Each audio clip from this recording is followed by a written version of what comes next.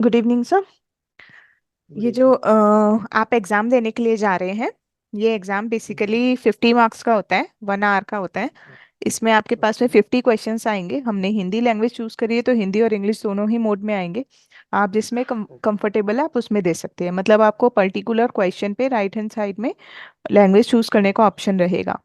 वैसे तो ये ओके। पेपर जैसे हमने हिंदी में लिया है तो हिंदी ही लैंग्वेज रहेगी, लेकिन अगर आप पर्टिकुलर क्वेश्चन को इंग्लिश मोड में देखना चाहते हैं तो राइट हैंड साइड में ऑप्शन रहेगा लैंग्वेज चूज करने का, तो उस पर्टिकुलर क्वेश्चन को आप चेंज करके हिंदी टू इंग्लिश वहां से देख सकते हैं। ओके। ठीक ओके। है।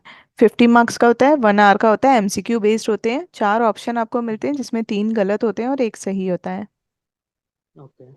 ठीक है। ज्यादातर एजम्पशन बेस्ड बेस्ड आते हैं। एजम्पशन मतलब आपको बता दिया जाएगा कि इस तरह का एक एग्जाम्पल बता दिया जाएगा, उस एग्जाम्पल बेस्ड ही होंगे। तो हमें कॉन्सेप्ट क्लियर करके चलना है। अगर हमारे कॉन्सेप्ट क्लियर होगा तो हम एग्जाम को दे पाएंगे अच्छे से, उस क्वेश्चन को समझ पाएंगे। ओके। ठीक है। चलिए स्टार्ट करती हूँ। मैं स्क्रीन शेयर करती हूँ, आप बताइएगा शो कर रही है या नहीं। हम्म। मैं अभी आपको हिंदी इंग्लिश दोनों ही मोड में दिखाऊंगी। ओके। मतलब हिंदी हाँ, मोड में स्क्रीन। दिखाऊंगी, इसका इंग्लिश वर्जन भी आपको बताती रहूंगी जिससे आपको क्लियर होता रहे। स्क्रीन शो कर रही है। हाँ, कर रही है। ठीक है। इसमें जैसे आपने वीडियो वगैरह भी देखी होगी, मैंने आपको वीडियो भी शेयर करी थी, आपने थोड़ा उसको गो थ्रू किया था। हाँ, हाँ, हाँ। उसमें कुछ ऐसा पॉइंट जो आपको नहीं क्लियर हुआ हो। नहीं, वैसे तो इन जनरल मैंने देखा था बस। बाकी तो उसमें ज़्यादा कुछ ये नहीं है। ओके। कल है आपका एग्जाम? हाँ, कल है। कितने बजे से है? दोपहर को है। ओके। 3 बजे से है शायद। ठीक है। हॉल टिकट आपको मिल गई है? हॉल टिकट मैं आपको शेयर कर दूं? हाँ, एक बार कर लीजिए। ठीक है। ठीक है। देखिए ये ना, इसमें यहाँ कुछ पॉइंट्स दिए हुए हैं कि मतलब हमें पता होना चाहिए कि इसको हम क्या कहते हैं, इसको क्या कहते हैं। इससे ये ओके। रहेगा कि हम एग्जाम में अगर कोई भी एग्जाम्पल बेस्ड क्वेश्चन आए तो हम उसका आंसर दे पाएंगे। ओके। तो सबसे पहले तो हमें ये पता होना चाहिए कि इंश्योरेंस क्या है, क्योंकि हम जिस चीज़ का एग्जाम देने के लिए जा रहे हैं वो इंश्योरेंस का एग्जाम देने जा रहे हैं, बीमा का एग्जाम जी। देने जा रहे हैं। हम बीमा एजेंट के लिए हमने अप्लाई किया है। तो हम्म। बीमा है क्या? बीमा बेसिकली अगर हम जी। सिंपल लैंग्वेज में बोलेंगे तो क्या बोल सकते हैं हम उसे? अ, आप कुछ भी, जो भी बीमा। आपकी समझ में आता है आप आंसर दे सकते हैं। अ, बीमा मतलब एक एश्योरेंस जैसा है। हम्म। ठीक है। मतलब जैसे हाँ। कि हम बीमा का मतलब बेसिकली ये होता है कि कोई भी आकस्मिक दुर्घटना से होने वाली, जो भी दुर्घटना होती है, एक्सीडेंट वगैरह होते हैं, वो अनफॉर्चुनेट होते हैं, हमें कुछ पता नहीं होता है, जी। अचानक होते हैं, सडनली होते हम्म। हैं, है ना। हम्म।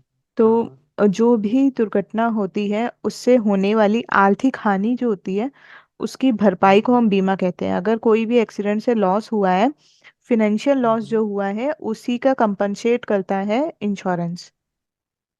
जी। ओके। ठीक है। उसकी बीमा की भरपाई करता है, उस हानि की भरपाई करता है बीमा। उसे हम बीमा कहते हैं। अगर मैं एक सिंपल लैंग्वेज में डेफिनेशन देखूं तो आकस्मिक दुर्घटना से होने वाली आर्थिक हानि की भरपाई को हम बीमा कहते हैं। जो भी ओके। लॉस होता ओके। है, फिनेंशियल लॉस होता है ड्यू टू एनी एक्सीडेंट्स, और उसका जो हम्म। कंपनसेशन होता है वो कहलाता है इंश्योरेंस। और इंश्योरेंस को ओके। अगर मैं टेक्निकल लैंग्वेज में देखूं, ये तो सिंपल लैंग्वेज में मैंने एक डेफिनेशन आपको बता दी, अगर टेक्निकल लैंग्वेज में बात करें तो हम्म। तो इंश्योरेंस का मतलब होता है ये दो या दो पार्टी के बीच में होता है, एक ये कॉन्ट्रैक्ट होता है जिसमें एक ओके। ऑफरर होता है और दूसरा एक्सेप्टेंस करता है उसे। हम्म। दो या दो से अधिक पार्टी के बीच में होता है, ये एक तरह का कॉन्ट्रैक्ट ओके। है, संविदा कहते हैं हम इसे। ये दो या दो ओके। से अधिक पार्टियों के बीच में होता है जिसमें एक ऑफरर होता है और एक उसे एक्सेप्ट करता है। कौन ऑफरर होता है? ओके। ऑफर कौन देता है, कस्टमर या कंपनी? कंपनी। ये कंपनी नहीं देती, कस्टमर देता है कि मुझे इंश्योरेंस चाहिए। बेसिकली अगर मैं प्रैक्टिकल लैंग्वेज में देखूं तो यहाँ अपोजिट होता है, यहाँ कंपनी आपको पिच करती है कि आपको इंश्योरेंस ले लीजिए, राइट। लेकिन ऐसा हम्म। होता नहीं है, ठीक अपोजिट होता है। कस्टमर पिच करता ओके। है कि मुझे इंश्योरेंस चाहिए, फिर कंपनी एक्सेप्ट करती है कि मुझे इनका इंश्योरेंस करना है या नहीं। एक्सेप्ट और रिजेक्शन का जो अथॉरिटी होती है वो कंपनी के पास होती है। कंपनी अच्छा। का कौन सा ओके। मेंबर होता है जो एक्सेप्ट और रिजेक्ट करता है? कंपनी का अंडर राइटर जो होता है वो एक्सेप्ट और रिजेक्ट करता हम्म। है पॉलिसी को। ओके वो अगर ओके। बताएगा कि किसी की पॉलिसी पे इतना प्रीमियम डिसाइड हुआ है, उसमें इतना रिस्क है और उस हम्म। बेस पे उसे इतना प्रीमियम देना है, तो वो भी सब अंडर राइटर बताता है। ये इसकी पूरी टीम होती है जो हेड ऑफिस में बैठती है। Okay okay. ठीक है। ठीक है। अब ये तो हो गया इंश्योरेंस। कितने तरह के होते हैं? हम्म। 3 तरह के होते हैं इंश्योरेंस। लाइफ इंश्योरेंस, हम्म। नन लाइफ इंश्योरेंस और री इंश्योरेंस। लाइफ इंश्योरेंस जिसमें ओके। हम लाइफ का बीमा करते हैं, जैसे अभी आप एजेंट बनने के लिए जा रहे हैं तो वो लाइफ इंश्योरेंस पे बनने जा रहे हैं। Okay general okay. इंश्योरेंस जो होता है या नन लाइफ इंश्योरेंस होता है, उसके अंदर लाइफ इंश्योरेंस को जोड़ छोड़कर बाकी सारे हम्म। इंश्योरेंस जो है वो नन लाइफ इंश्योरेंस या जनरल इंश्योरेंस में आते हैं। Even health okay. इंश्योरेंस भी जो है वो जनरल इंश्योरेंस का ही पार्ट है। अच्छा। ओके। ठीक है। और री हम्म। इंश्योरेंस किसे कहते हैं? री इंश्योरेंस जो होता है कि इंश्योरेंस कंपनी अपना बीमा भी करवाती है किसी और कंपनी से। वो भारत में सिर्फ एक है जिसका नाम है जीआईसी, जनरल इंश्योरेंस कॉरपोरेशन। ठीक है। ओके जीआईसी के ओके। नाम से जाना जाता है। भारत में सिर्फ हम्म। एक ही री इंश्योरेंस कंपनी है जो इंश्योरेंस कंपनी का बीमा करती है कि अगर किसी केस में इंश्योरेंस हम्म। कंपनी का दिवालिया निकल गया, हम्म। बैंकरप्सी हो गई और वो बैंकरप्ट हम्म। हो गई कोई भी इंश्योरेंस कंपनी, तो उसके जो हम्म। कस्टमर्स हैं उनको पैसा कहाँ से मिलेगा? उनको पैसा हाँ। री इंश्योरेंस कंपनी देगी। Okay okay. ठीक है। तो ठीक है। जीआईसी जो है वो भारत की इकलौती री इंश्योरेंस कंपनी है। और भारत में लाइफ ओके इंश्योरेंस और नॉन लाइफ इंश्योरेंस कितनी कंपनियां अभी ऑलरेडी वर्क कर रही हैं? 24। ओके। ठीक है। जी। अब हम आ जाते हैं इसमें, जैसे यहाँ लिखा है प्रस्तावक, प्रपोजल फॉर्म, पॉलिसी होल्डर। ये हम्म। मैंने आपको बता ही दिया कि कौन प्रपोज करता है, कौन बोलता है कि मुझे इंश्योरेंस चाहिए। कस्टमर बोलता है। यानी कस्टमर। हाँ। उसे हम क्या कहते हैं? उसे हम प्रस्तावक कहते हैं हिंदी में, इंग्लिश में कहते हैं प्रपोजर। प्रपोज किया ओके उसने कि मुझे इंश्योरेंस चाहिए, आवेदन किया है, अप्लाई किया है। किसके थ्रू अप्लाई ओके करेगा? प्रपोजल फॉर्म के थ्रू अप्लाई करेगा। ओके। पॉलिसी होल्डर किसे कहते हैं? जो बीमा ले रहा है, जिसके नाम की हम्म। पॉलिसी आई है और वही प्रीमियम दे रहा हम्म। है। मतलब पॉलिसी ओके बॉन्ड पे फ्रंट पेज पे उसी का नाम होगा। जैसे आपने अपनी पत्नी के लिए अगर पॉलिसी ली है तो आपका नाम हम्म। फ्रंट पेज पे होगा, लेकिन जो लाइफ इंश्योर्ड है उसका नाम अंदर में रहेगा कि इनके लिए पॉलिसी ली गई है। ओके पॉलिसी बॉन्ड के ओके। अंदर रहेगा।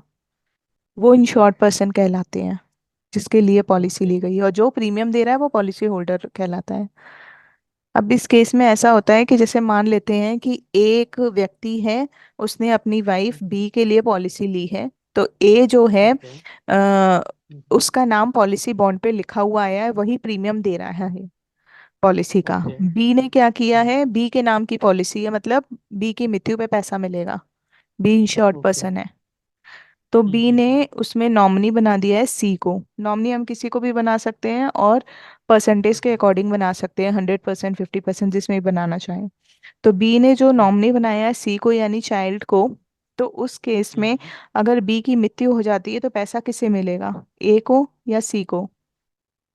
सी को मिलेगा, इसमें क्योंकि एक नॉमिनी तो चीज सी है। ध्यान रखिएगा। जैसे नॉमिनी को ही मिलता है हम्म। वैसे, अगर ज्यादातर केसेस में जैसे बैंक वगैरह में, एफडी वगैरह में, जिसमें भी है हम नॉमिनी को बनाते हैं तो नॉमिनी को ही मिलता है। ओके लेकिन यहाँ पे नॉमिनी को नहीं मिलेगा। यहाँ ये होगा कि पहले ओके। ये देखा जाएगा कि प्रीमियम पे कौन कर रहा था।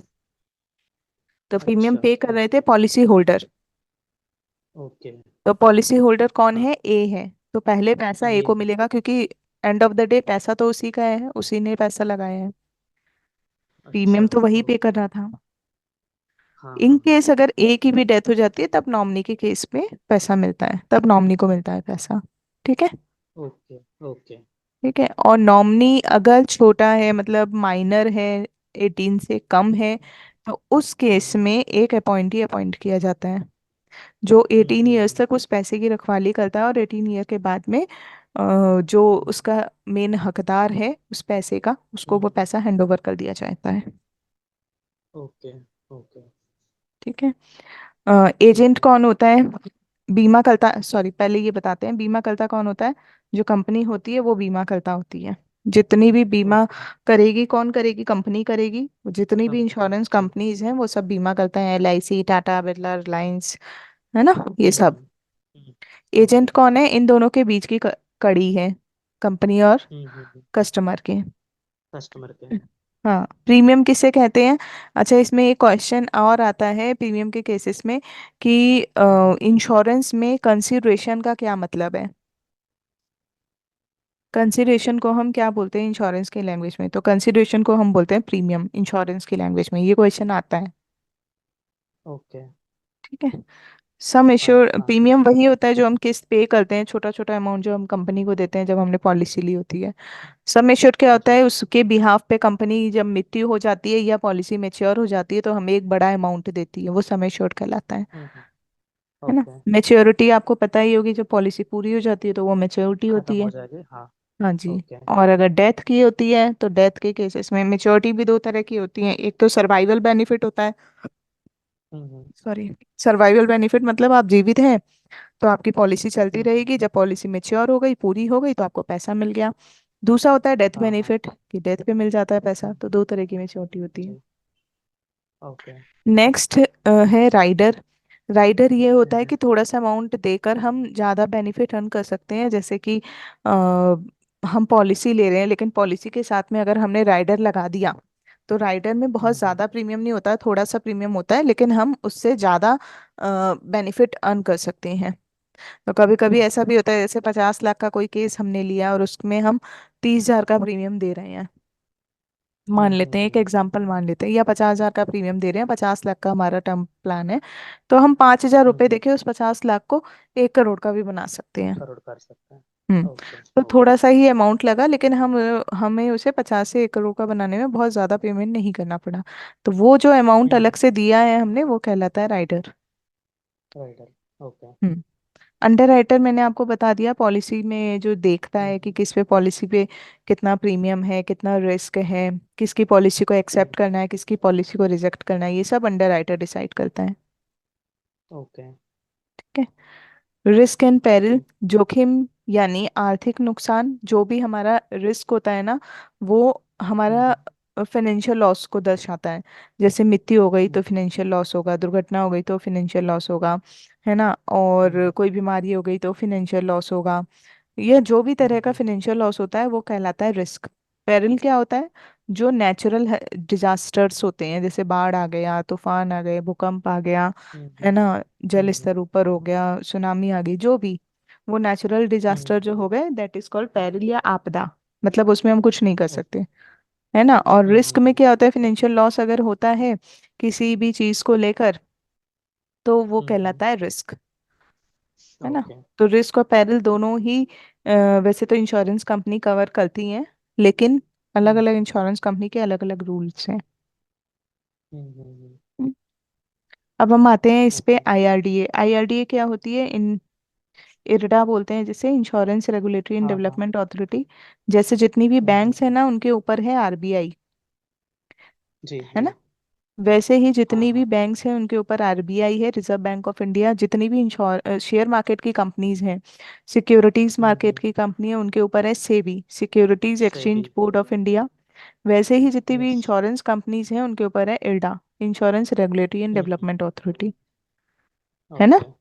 ये क्या करते हैं? हम्म। ये रूल्स रेगुलेशंस बनाते हैं और सारी इंश्योरेंस कंपनी को उसे फॉलो करना होता ओके। है ना। IRDA ने जो हम्म। निकाल दिया वो सबको फॉलो करना ही होगा। ओके। ओके। अब हम यहाँ देखते हैं कि जैसे हमने किसी की पॉलिसी कराई या अपनी ही पॉलिसी हम्म। करी है, तो जब हम हम्म। पॉलिसी करने के लिए जाते हैं, मतलब अपनी पॉलिसी हमने ली है, तो एक हम्म। ना कंपनी हमें एक ड्यू डेट देती है कि इस दिन आपकी ड्यू ओके। डेट है, उस दिन तक आपको हम्म। प्रीमियम पे कर देना है। अगर प्रीमियम हाँ पे हाँ। नहीं करते हैं तो कंपनी एक एक्स्ट्रा डेट ऑल देती है, मतलब एक्स्ट्रा टाइम ऑल देती है। वो एक्स्ट्रा टाइम कहलाता है हम्म। Grace period. वो कैसे होता है? ओके। अगर आप वार्षिक मोड में प्रीमियम दे रहे हैं, एनुअली प्रीमियम पे कर रहे हैं, या हाफ ईयरली कर हम्म। रहे हैं, या क्वार्टरली कर रहे हैं, हम्म। तो आपको 1 मंथ का ग्रेस पीरियड मिलता है। मान लेते हैं कि ओके। एग्जांपल ले लेते हैं कि 15 मई को आपकी डेट थी कि 15 मई को आपको प्रीमियम पे करना था, लेकिन अगर आप हम्म। एनुअली या हाफ ईयरली या क्वार्टरली पे कर रहे हैं प्रीमियम, तो आपकी 15 जून तक आपको ग्रेस पीरियड मिलेगा कि इस बीच में आप पे कर दीजिए अपना प्रीमियम। वो कहलाता है वन ओके। मंथ का ग्रेस पीरियड। लेकिन अगर आप मासिक कर रहे हैं, मतलब मंथली मोड पे प्रीमियम हम्म। पे कर रहे हैं, तो सिर्फ 15 दिन का ही मिलता है आपको ग्रेस पीरियड। ओके। ओके। ठीक है, ये चीज क्लियर ठीक हुई, है। हाँ हाँ। है ना। अगर मान लेते हैं वो 1 मंथ भी निकल गया, 15 जून तक हमें पेमेंट हम्म। करना था, 15 जून भी निकल गया, तो हमारी पॉलिसी लैप्स हो जाती है, व्यापागत हो जाती है, ओके। मतलब पॉलिसी रुक जाती है। अब मान लेते हैं, एक हम्म। एग्जांपल ले लेते हैं कि 10 हमें प्रीमियम देना था 10 साल तक, 9 साल तक हमने ओ- प्रीमियम दे दिया। 10वां साल जो ओके। था वो 15 जून भी निकल गई डेट। ठीक ओके। है, और 17 जून को ठीक उसकी है। डेथ हो गई। ओके। 9 प्रीमियम उसने दिए हैं, एक प्रीमियम नहीं दे पाया, तो कितना पैसा मिलेगा उसे? जो प्रीमियम्स पे किया था उतना ही मिलेगा। वो भी नहीं मिलेगा, क्योंकि कुछ नहीं मिलता है। अच्छा। लैप्सेशन के केस में सारी चीजें लैप्स हो जाती है, आपको पॉलिसी के कोई भी बेनिफिट नहीं मिलते हैं, ना सर्वाइवल ना डेथ। ओके। ओके। ठीक है, चाहे आपने कितने ही प्रीमियम दे दिए हो। तो इसीलिए हम्म। अपनी पॉलिसी को, कोई भी कैसी भी पॉलिसी आप कराएं, किसी और की कराएं या अपनी कराएं, तो कभी भी अपनी पॉलिसी को हम्म। लैप्सेशन में न जाने दें। और सामने वाले से भी ओके। इस तरह के लिए आप उन्हें सारी चीजें बता सकते हैं कि अच्छा। लैप्सेशन के केस में क्या होता है। अब जी मान जी। लेते हैं 15 जून ओके। निकल गई डेट, 17 तारीख को उसकी डेथ हो गई, कुछ नहीं मिला। हम्म। अगर वो जिंदा है, मान लेते हैं डेथ नहीं हुई है, तो उसके पास में 2 साल का टाइम है कि वो अपने 2 साल के अंतर्गत फिर से दोबारा पॉलिसी को चला सकता है। वो कहलाता है okay. Revival period, okay. Okay. है ना। 2 साल तक उसके ठीक पास है। टाइम था। अब वो 2 साल भी अगर निकल गए, तो फिर कुछ नहीं हो हम्म। सकता, ना उधो का लेना ना माधो का देना, कुछ नहीं मिलेगा। ठीक है, ओके। अगर वो ओके। 2 साल के अंतर्गत अपनी पॉलिसी को चला लेता है, तो कंपनी ये मानती है कि आप दोबारा आए हो, अपनी पॉलिसी को आपने चलाया है, तो इसका मतलब आप अपनी पॉलिसी को कंटिन्यू करना चाहते हो। तो कंपनी क्या करेगी, जब लैप्स चली गई पॉलिसी, उसके बाद आप दोबारा उसे रिवाइव कराने के लिए आ रहे हो, तो कंपनी सारे डॉक्यूमेंट दोबारा लेगी, उस पॉलिसी को ओके। फ्रेश ट्रीट करेगी कि ये आपकी फ्रेश पॉलिसी है।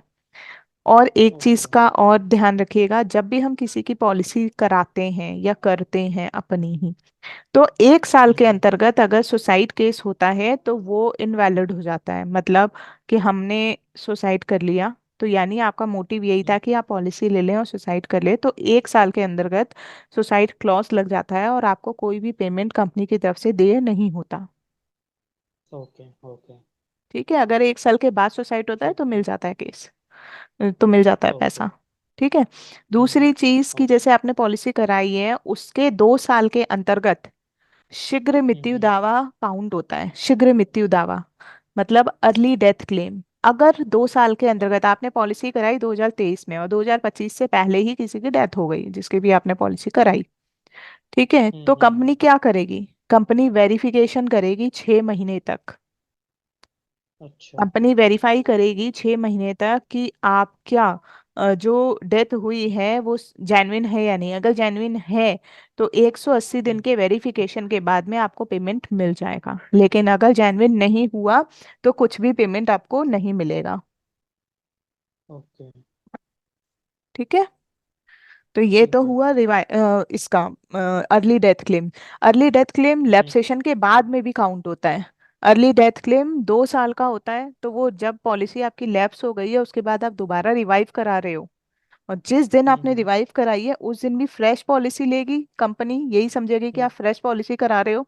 तो उस दिन हाँ से हाँ। लेकर भी 2 साल के अंतर्गत शीघ्र मृत्यु दावा ही काउंट करेगी, okay. Okay. Early death claim ही काउंट करेगी।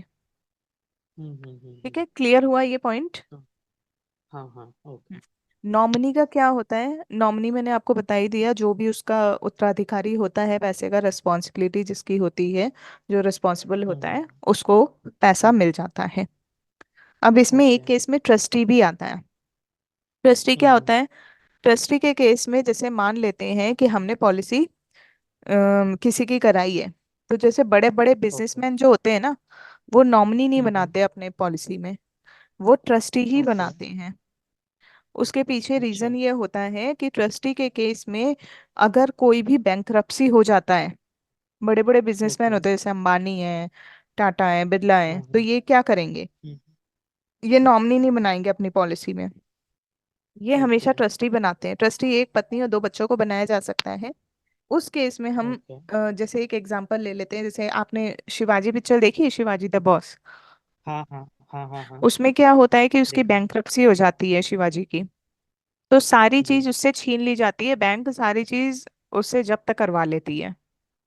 हाँ हाँ उसने हाँ। घर को भी सीज कर देती है, उसकी रोलेक्स घड़ी को भी यस। सीज कर देती है, सारी चीजें, सारी प्रॉपर्टी, राइट। जी। ये हाँ हाँ क्योंकि हाँ बैंक हाँ। को तो अपना लोन कर्जा हटाना है, इस वजह से। तो ट्रस्टी के केस ओके। में अगर आपने कोई पॉलिसी ले रखी है, मान लेते हैं 20 करोड़ की, 50 करोड़ की है, और उसमें ओके। ट्रस्टी बना रखा है, तो उस हम्म पॉलिसी को बैंक टच नहीं कर हम्म। सकती। उस पॉलिसी पे सिर्फ पत्नी और बच्चों का ही हक होता है। Okay okay. ठीक है, तो इसलिए ये ट्रस्टी का काम करते हैं। दूसरी बात, इसमें हम्म। एक प्लस पॉइंट तो ये होता है कि इस पॉलिसी पे बैंक टच नहीं कर सकते इस पॉलिसी को। दूसरा, इसमें एक ड्रॉबैक भी होता है कि मान लेते हैं कि हम्म। पत्नी और बच्चे खत्म हो गए। ट्रस्टी के ओके। केस में पति ने पत्नी के लिए पॉलिसी ली थी और ट्रस्टी बना दिया था पत्नी और अपने दो बच्चों को। एक पत्नी और दो बच्चों को ही ओके बनाया जा सकता है, कितने ही बच्चे हो क्यों ओके। ना हो तब भी। ठीक है, और बना दिया, और ट्रस्टी के केस में सभी तीनों ही खत्म हो गए, चारों ही खत्म हो गए, ओके। एक पत्नी दो बच्चे और पति। तो उस केस में हम्म। वो पैसा उनके लीगल हायर को नहीं मिलेगा। जबकि नॉमिनी के केस में ऐसा होता है कि जैसे पत्नी है, पति है और दो बच्चे हैं, और नॉमिनी बच्चों को बनाया था और वो खत्म हो गए, तो लीगल हायर को पैसा मिल जाता है। जो भी उसका ओ। उत्तराधिकारी होते हैं, केस चलता है कोर्ट में और फिर पैसा मिल जाता है। लेकिन ट्रस्टी के हम्म। केस में ऐसा नहीं होता। ट्रस्टी के केस में पॉलिसी लैप्स, पॉलिसी का जो पैसा है वो स्टेट के हम्म। ट्रस्टी को मिल जाता है, उस पर्टिकुलर स्टेट के। ओके जैसे महाराष्ट्र ओके। एक स्टेट है, तो महाराष्ट्र में अगर वो हम्म केस है तो महाराष्ट्र के जो भी ट्रस्टी होंगे उसको पैसा मिल हम्म। जाएगा। तो ये हुआ ट्रस्टी का। ओके। ट्रस्टी के केस में ये वाला क्वेश्चन आता है कि अगर ट्रस्टी के केस में ट्रस्टी की डेथ हो जाए तो किसको पैसा हम्म। मिलेगा। तो उस पर्टिकुलर स्टेट के ट्रस्टी को पैसा मिलेगा, लीगल हायर को ओके नहीं मिलेगा। ऑप्शन में लीगल हायर भी दिया हुआ होगा। नॉमिनी के केस में लीगल हायर को मिलता है, बट ट्रस्टी के केस में लीगल हायर को भी नहीं मिलता है। Okay okay. ठीक है, ये थोड़ा ध्यान रखिएगा। ये तीनों चारों ओके। पॉइंट जो मैंने अभी बताए आपको, इसमें से कुछ पूछना है आपको? नहीं, बस क्लियर है। क्लियर है ना? फिर भी आप एक बार पढ़ेंगे ना, हम्म, वीडियो वगैरह देखेंगे तो आपको और क्लियर हो जाएगा अच्छे से। जी जी जी बिल्कुल। स्क्रीन शो हो रही है आपको? हाँ, हो रहा है। हम्म। अब देखिए, असाइनमेंट क्या होता है, समुपदेशन बोलते हैं हिंदी में, इंग्लिश में असाइनमेंट बोलते हैं। हम किसी भी पॉलिसी को बेच सकते हैं, दान कर सकते हैं और गिरवी रख सकते हैं, मॉर्गेज कर सकते हैं, ओके गिफ्ट दे सकते हैं और सेल कर सकते हैं। ओके। ठीक है, तो हम जैसे मान लेते हैं, एक एग्जांपल ले लेते हैं, एक एग्जांपल ले लेते हैं, है ना, उसमें हम्म। हमने अपनी पॉलिसी को सेल कर दिया। तो सेल के ओके केस में क्या होता है कि हमने जैसे कि अपनी पॉलिसी को सेल कर दिया, तो जैसे ओके मेरे नाम की पॉलिसी थी और मैंने बी पर्सन को सेल कर दिया, तो ओके। सारा जो उतरा, मतलब उसके सारे जो बेनिफिट्स हैं पॉलिसी के, वो सारे बी को ट्रांसफर हो जाएंगे। जो उसका ओके प्रीमियम था, वो आगे का प्रीमियम भी बी पे करेगा। इस केसेस में ओके। ज्यादातर क्या होता है, जैसे मान लेते हैं एक एक बंदा है जिसके नाम की पॉलिसी है, और बी को पैसे लेने हैं ए से। अब वो बार बार उससे बोल रहा है कि भाई मेरे को इतने पैसे चाहिए, तुम मतलब तगादा वो कर रहे हैं, नहीं मिल हम्म। पा रहे हैं उसे पैसे। तो ए, इस केस में क्या होगा, ए बोलेगा कि आप एक काम करो, मेरे से पॉलिसी, इतने की पॉलिसी है मेरी, आप वो रख लो अपने पास। ओके वो ओके। उसको दे देगा। तो बी हाँ। उसकी पूरी पॉलिसी को अपने नाम से मतलब खरीद लेगा। तो खरीदने के केस में ओके क्या होगा कि वो पहले बैंक वहां जाएगा, इंश्योरेंस कंपनी में जाएगा, और सारी चीज चेंज करेगा अपने नाम की। जो okay your meeting will and in 10 second, 10 minutes, 10 minutes का उसने टाइम दिया है। तो उसमें क्या होगा कि हम हम्म। कंपनी के पास में जाएंगे, जो ए नाम की पॉलिसी थी वो पूरी बी नाम पे ट्रांसफर हो जाएगी। ओके। ठीक है, तो सारे बेनिफिट्स ए के खत्म हो जाएंगे। अब इस तरह के क्वेश्चन में ना क्या आता है जनरली कि मान लेते हैं ए ने पॉलिसी बी को सेल कर दी और ए की डेथ हो गई, तो अब पैसा हाँ किसको हाँ। मिलेगा, ए के नॉमिनी को या बी के नॉमिनी को? अम, वैसे तो मिलना तो नहीं चाहिए क्योंकि पूरा हाँ, बेनिफिट तो पैसा बी के मिलेगा पास ही नहीं, चला गया। क्योंकि बी के नाम की हाँ। पॉलिसी ट्रांसफर हो गई, यानी बी की डेथ होगी तो ही हम्म। पैसा मिलेगा और बी के नॉमिनी तो को ही मिलेगा। पैसा मिलेगा। हाँ, यस और यस बी के यस। नॉमिनी को सेम ऐसे ही गिफ्ट के केस में होता है और मॉर्गेज के केस में होता है। मॉर्गेज के केस में जो होता है वो कंडीशनल हम्म असाइनमेंट होता है कि हमने आपको पॉलिसी दे दी है, अब 2 साल के हम्म। बाद में अगर हम वापस इस पॉलिसी को खरीदना चाहें तो आप हमें बेच दोगे, ये शर्त ओके लगा दी जाती है मॉर्गेज के केस में। ओके तो शर्त ओके। अगर लगा दी है तो आपको वो दोबारा देनी पड़ेगी हम्म। कि इतने साल तक आपका अधिकार होगा, उसके बाद में फिर पॉलिसी पे मेरा ही अधिकार होगा। तो इस तरह का असाइनमेंट ओके कहलाता है कंडीशनल असाइनमेंट। और जब पूरी तरह से सेल कर दी जाती है और दान दे दी जाती है, गिफ्ट कर दी जाती है, उस तरह के असाइनमेंट को बोलते हैं एब्सोल्यूट असाइनमेंट।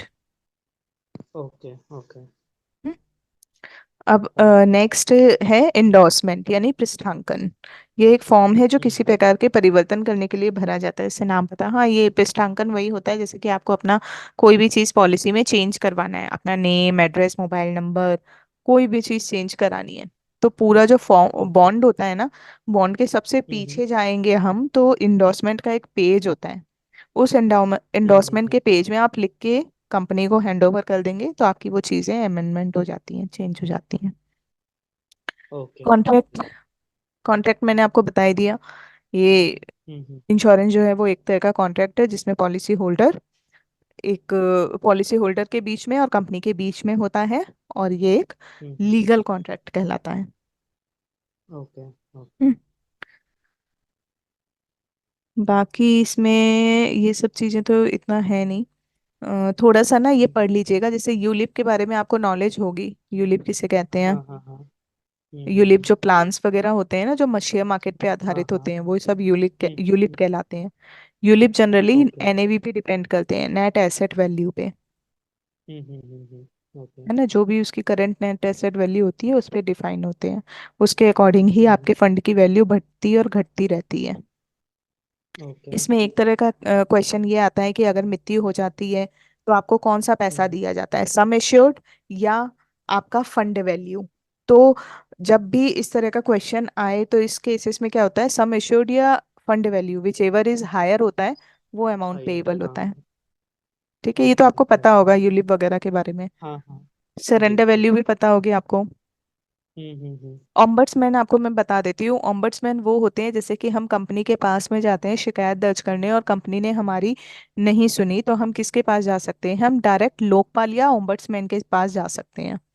तो ऑम्बड्समैन ओके जो है वो भारत में 12 हैं, और वो ओके 20 लाख तक का केस जो होता है वो ऑम्बड्समैन लेते हैं। ओके। 20 लाख तक का, 20 लाख से ऊपर का जो केस होता है, अगर आपकी पॉलिसी हम्म। का जो क्लेम है वो 20 लाख तक का है तो हम ऑम्बड्समैन के पास जाके कंप्लेन कर सकते हैं।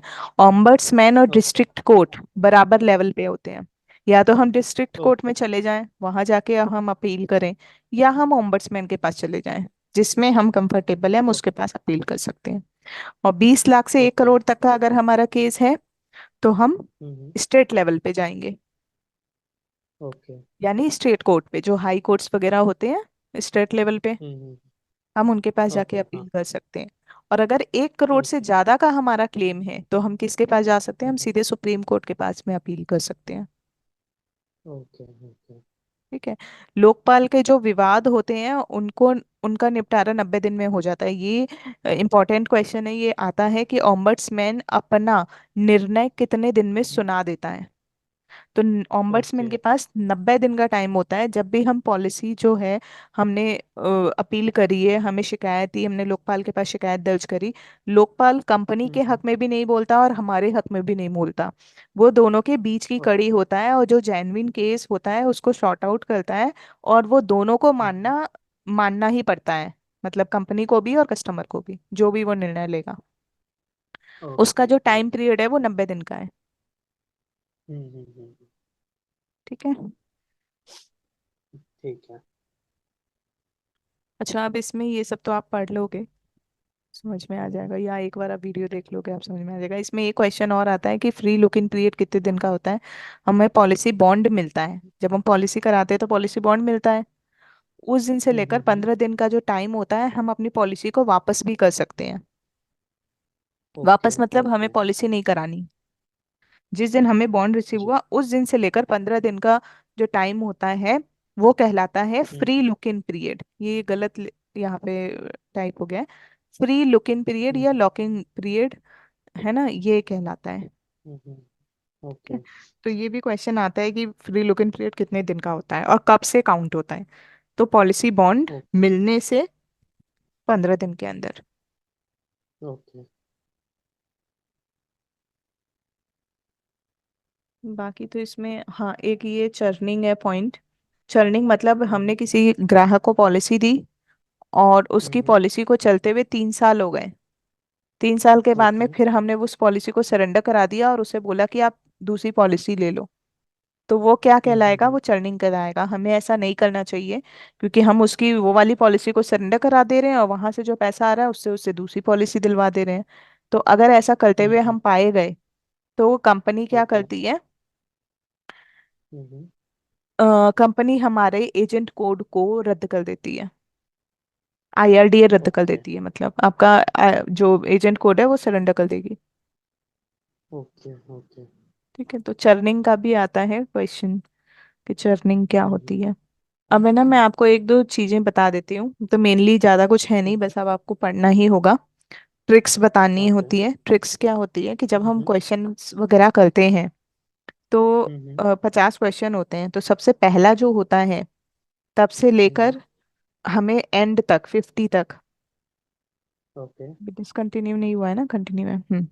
जब हमने सबसे 2 मिनट पहला, दिखा रहा है। हाँ 2 मिनट अभी दिखा रहा है। अच्छा, 2 मिनट कंटिन्यू। है, ठीक है। तो जब हम सबसे पहले से लेकर एंड तक क्या करेंगे, सबसे पहले सी नंबर पे क्लिक कर देंगे। ये मैं आपको ट्रिक बता रही हूँ जो आपको फॉलो करनी है एग्जाम में।